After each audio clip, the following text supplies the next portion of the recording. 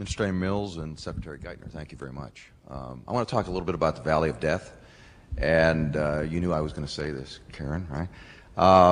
Basically, most of the companies that I represent, the National Association of Seed and Venture Funds and Innovation America, and it's generally early stage innovative technology businesses, and generally those businesses don't have balance sheets.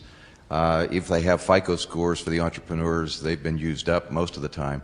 So they can't get through the front door of the bank, and they also have difficulty getting equity capital at this time. Angels decreased their investment 28% last year. VC's average investment's $8.3 million. 44 states have budget deficits, and the technology-based economic development organizations who fund these early-stage companies are all economically challenged right now. So, two programs potentially to talk about. And angels, you mentioned, are extremely important. One is a national angel. Hello? Yes.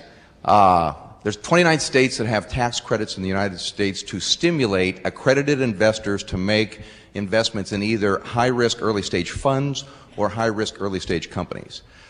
We talked 3 or 4 years ago here in D.C. with Congress about a 25% tax credit to stimulate accredited investors nationally to invest in both of those categories.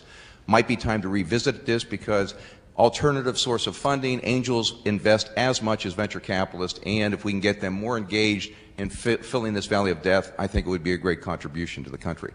Second would be potentially an early stage fund of funds. And we had proposed back in December the creation of an early stage fund of funds that would utilize stimulus or TARP money, and it would be managed by the early stage investors in the United States.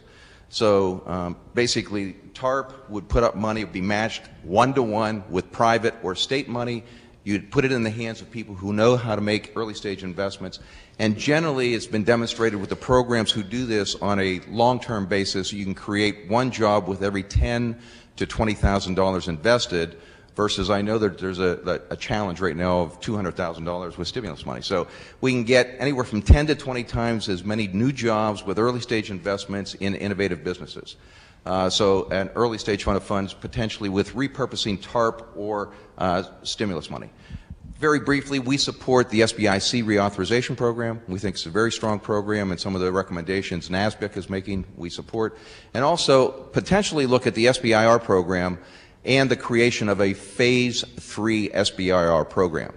The Phase 3 is where the jobs would be created. That's part of the Valley of Death. There isn't really a strong Phase 3 throughout SBIR right now.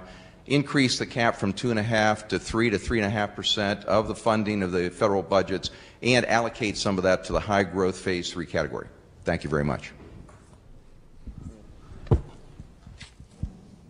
Thank you, Richard. And I know that you're working on a more low-key roundtable, I think, with Sean Green. We're going to explore some more of these ideas across the administration.